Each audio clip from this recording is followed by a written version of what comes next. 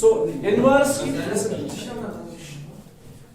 की हमें इंटीग्रेशन नहीं पता है, बट इनवर्स से हमें कुछ additional information, that is this integration of 1 divided by square root of 1 minus x square.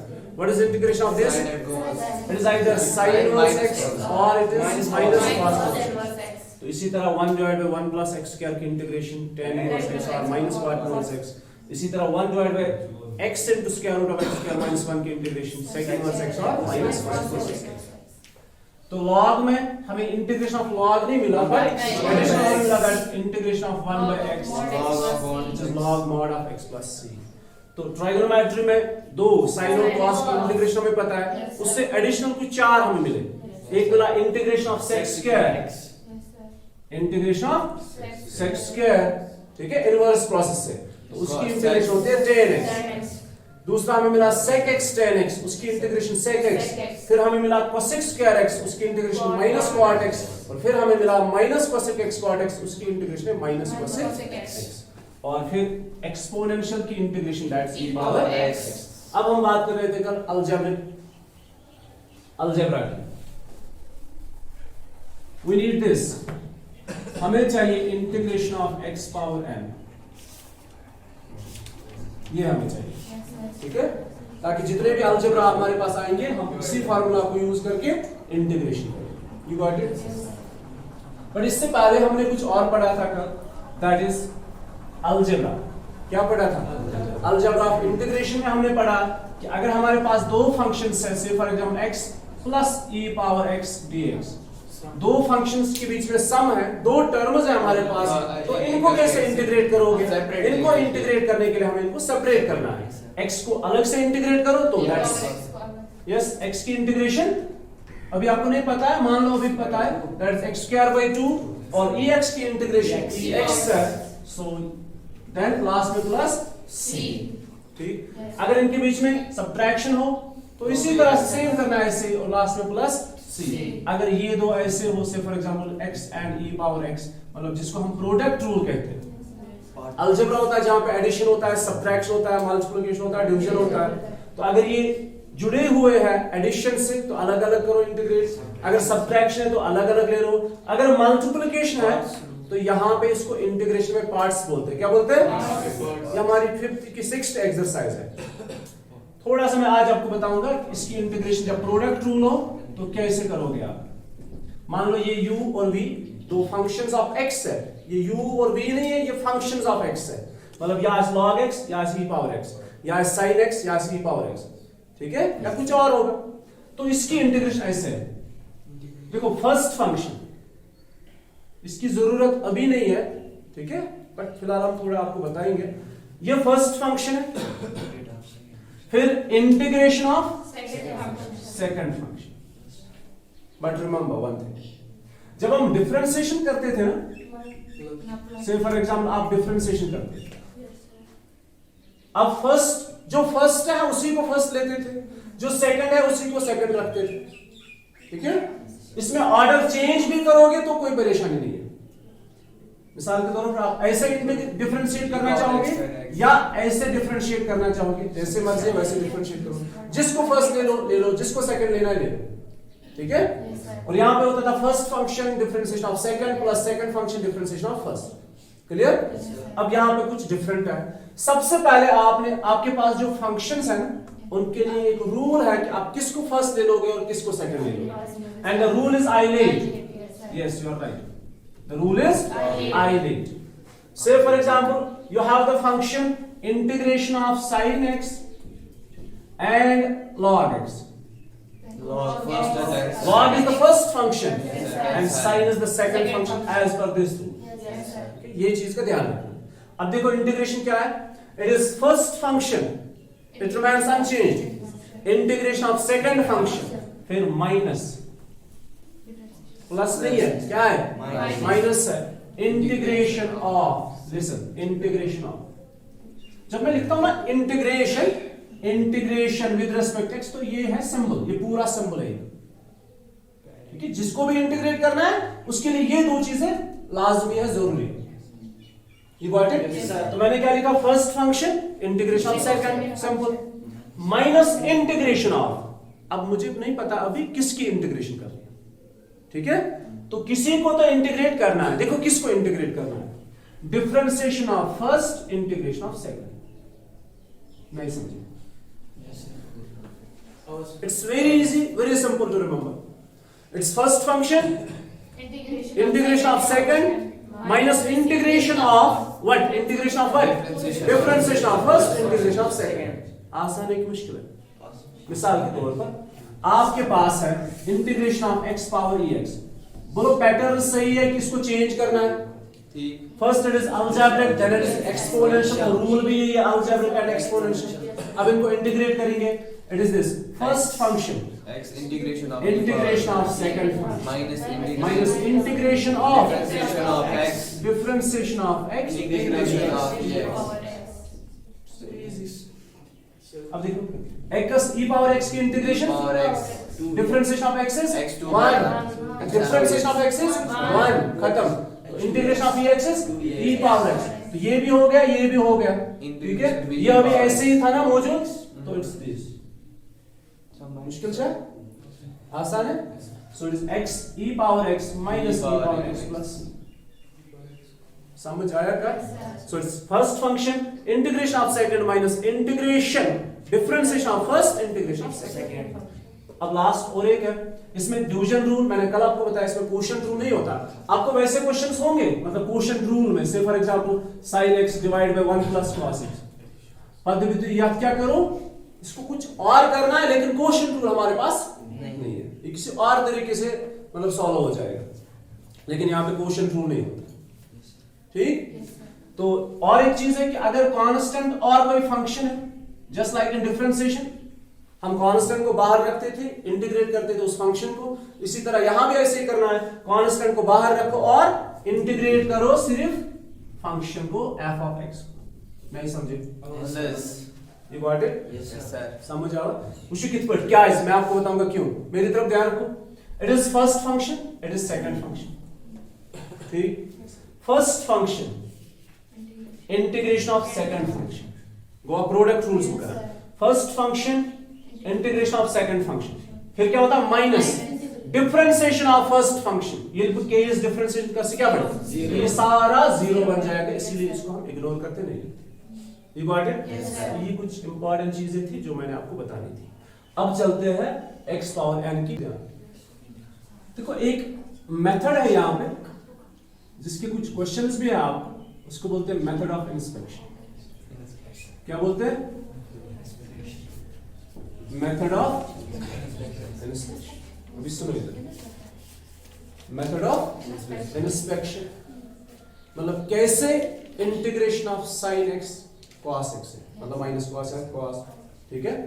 कैसे cos की इंटीग्रेशन sin है, वही एक मेथड है, that's known as method of inspection. अब देखो मेथड ऑफ इंस्पेक्शन कैसे करना होता है। मिसाल के तौर पर मुझे चाहिए, मेरी तरफ ध्यान रखो, मुझे चाहिए integration of cos x dx। क्या मुझे चाहिए integration of cos x but by method of inspection. अगर पूछना inverse process of integration, cos की इंटीग्रेशन sin में मुझे ऑलरेडी पता है, कल मैंने पढ़ा।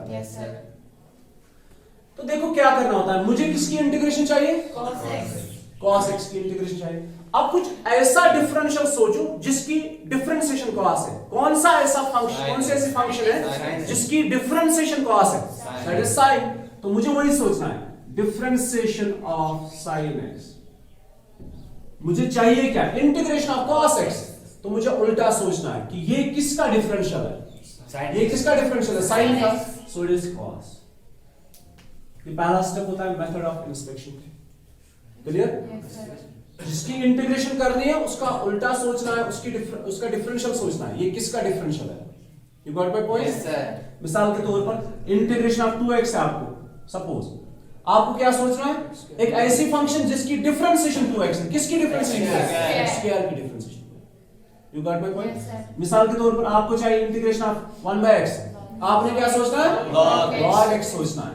तो ये पहला स्टेप होता है। क्लियर? अब देखो इसके बाद क्या करना होता है।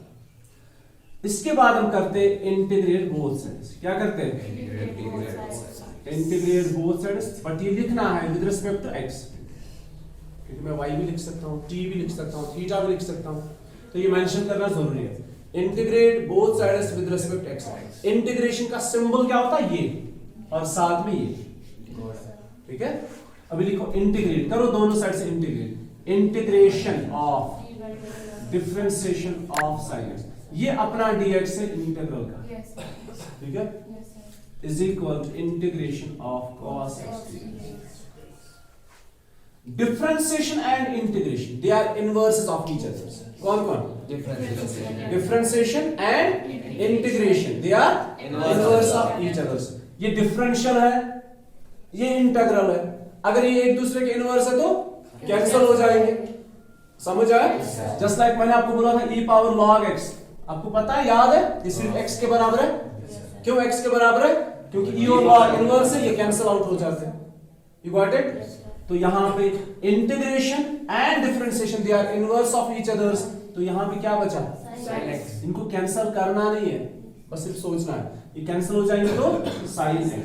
और जो भी इंटीग्रेशन से फ्री हो जाता है ना, उसके साथ हम प्लस c लिखते हैं। क्यों लिखते हैं प्लस c? क्योंकि ये इंडेफिनिट है ना। Plus c is equal to integration of cos x dx। Therefore integration of cos x dx is sin x plus. समझ आया? जिसकी आपको इंटीग्रेशन चाहिए उसका उल्टा सोचना है, मतलब डिफरेंशिएशन सोचनी है।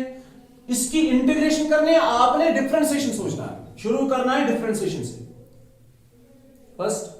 दूसरा पॉइंट, फिर इसके बाद क्या करते हो? इंटीग्रेट करते हो बोथ साइड्स। इंटीग्रेशन करने के बाद ये दो इनवर्स है तो कैंसिल हो जाएंगे, यहां पे जो बचा दैट इज sin x, और साथ में लिखेंगे प्लस, मतलब जो भी इंटीग्रेशन से फ्री हो जाएगा उसके साथ क्या लिखोगे? Plus c। तो which is this? Therefore integration of cos x dx is sin x plus c। पहला पॉइंट समझ ये आया समझ? Method of expansion. अब इसी तरह हम कुछ उल्टा सोचेंगे। अभी ध्यान रखो, माउस लेफ्ट में फोल्ड करो,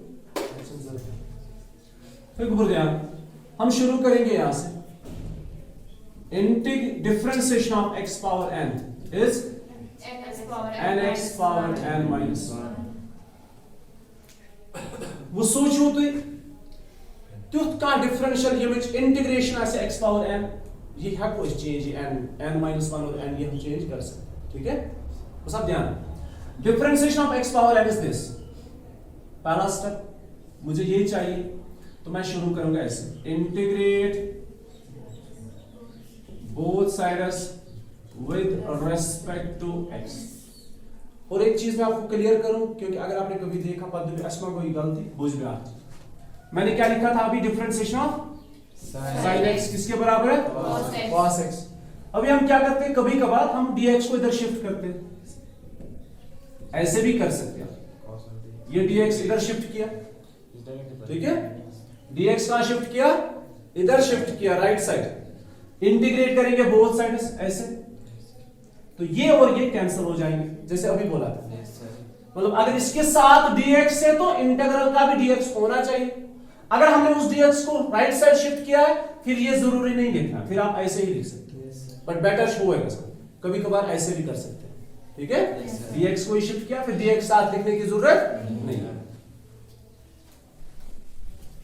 सुनो, integrate both sides with respect to x, it is integration of differentiation of x power n and this dx is equal to integration of nx power n minus 1 and d of x। ये मैंने additional लेना है ना, क्योंकि integrate करना है both sides. इतना समझ आया? Yes sir. अभी क्या बचा यहाँ पे? x power n is equal to n बाहर, क्योंकि कांस्टेंट है, बाहर रख सकते हैं, and it's integration of x power n minus 1 and d of x। इतना समझ आया?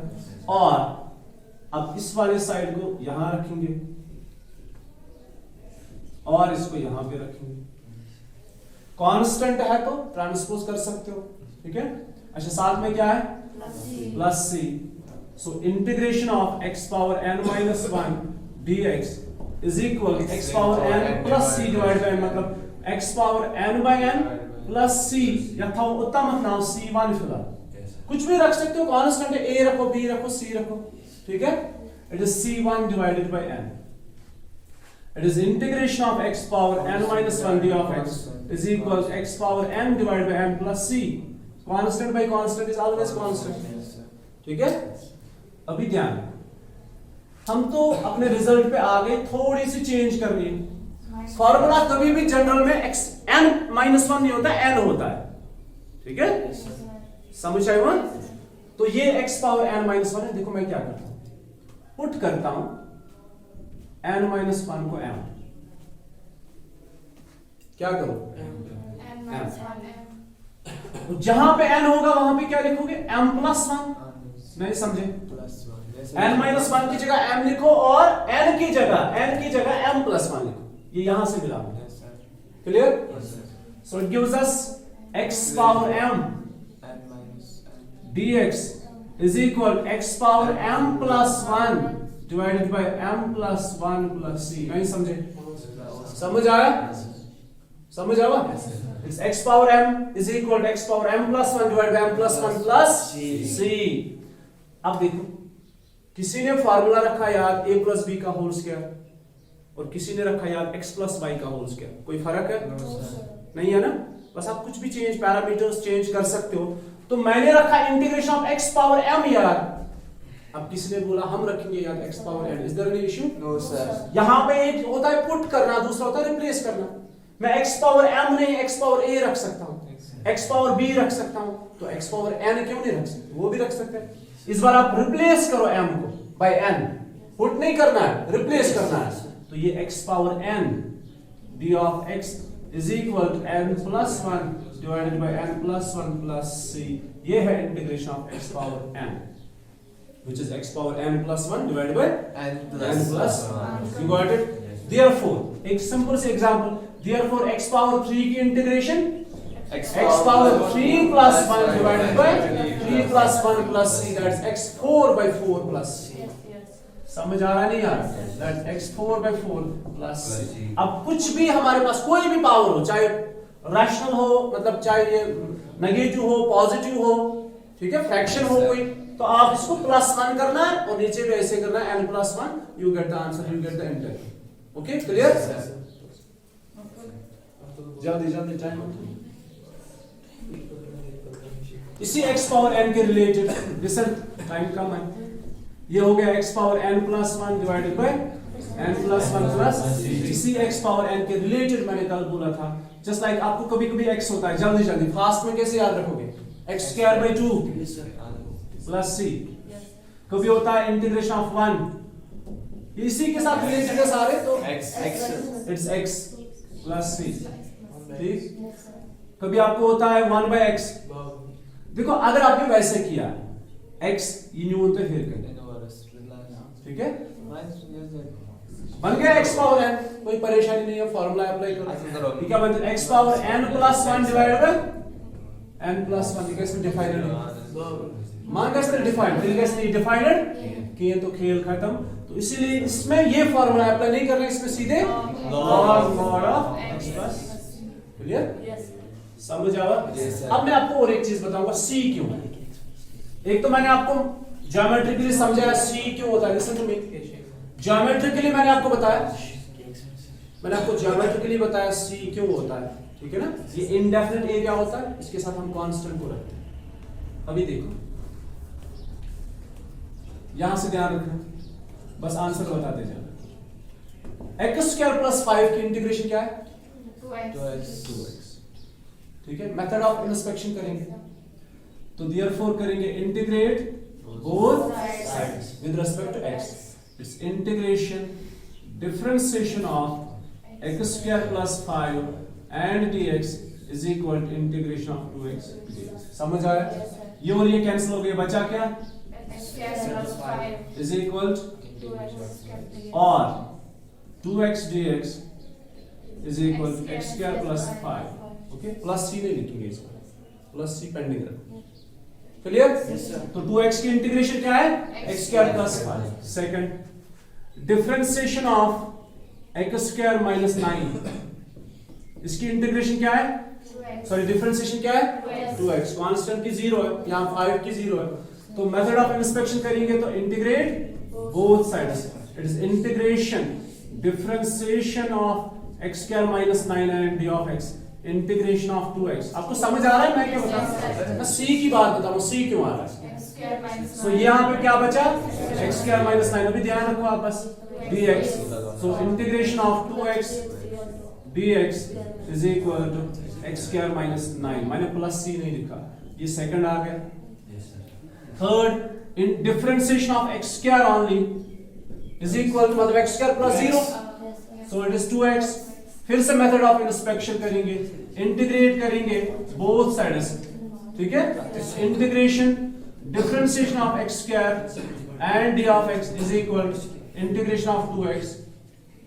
यहां पे क्या बचा, x square which is equal to 2x and d of x which gives us integration of 2x dx is equal to x। आपके पास तीन results हैं। मुझे बताओ फाइनली, अब ये सारा कुछ छोड़ो साइड में, मेरे पास है ही नहीं। अब मुझे बताओ what's integration of 2x dx, क्या लिखो, x square plus c x square plus 5 लिखो, ये है ना 2x की इंटीग्रेशन।